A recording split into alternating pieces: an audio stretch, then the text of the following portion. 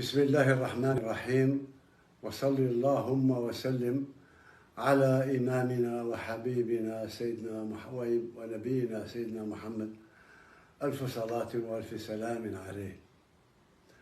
أيتها المواطنات، أيها المواطنون الأعزاء، كما تعلمون منذ ما يقرب شهرين أخذت إلى الخارج على جناح السرعة لما كان قد أصابني من وباء كورونا.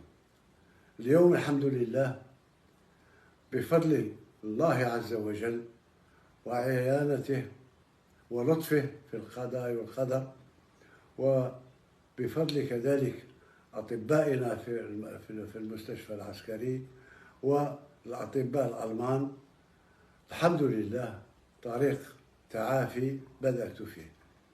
ربما يأخذ أسبوع أسبوعين وثلاثة أسابيع أخرى، ولكن إن شاء الله سأسترجع كل قواي البدنية.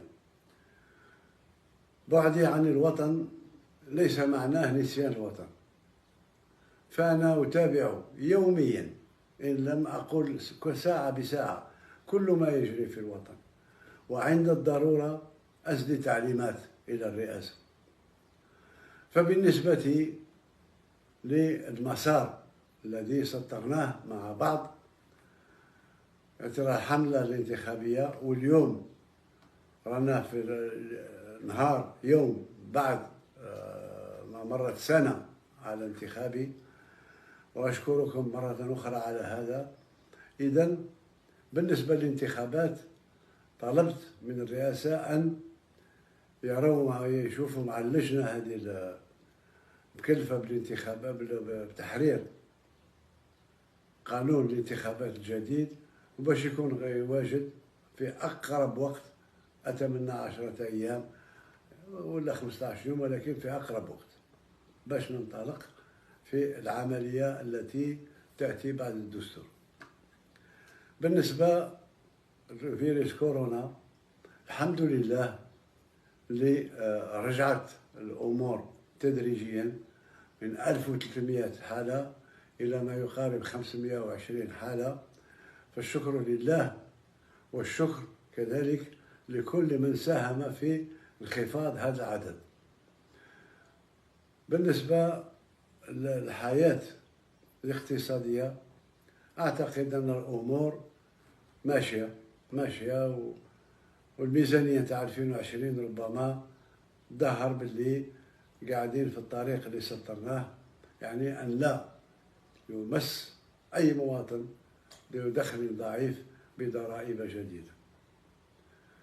بالنسبة للأوضاع السياسية في المنطقة، فالجزائر قوية وأقوى من كل ما يظنه البعض.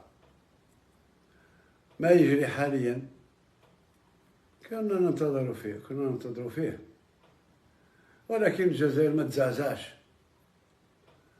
ولا ناخذ مرة أخرى مقولة أو قول ولي الله الصالح سيدي عبد الرحمن الثعالبي: إن الجزائر في أحوالها عجب، ولا يدوم فيها للناس مكروه، ما حل بها عسر أو ضاق متسع إلا ويسر من الله يتلوه. بالنسبة للدخول المدرسي والدخول الجامعي، الحمد لله. أوصي فقط مرة أخرى، بالأخص بعد سقوط الثلوج والأمطار والبرد، أوصي السيد وزير الداخلية والولاة على تطبيق حرفي لما اتفقنا عليه بالنسبة لمناطق الضرب، وبالأخص بالنسبة للوجبات السخونة والنقل المدرسي. في الختام،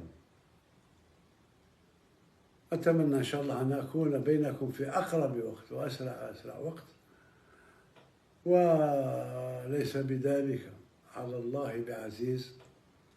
شكرا على سعة صدركم.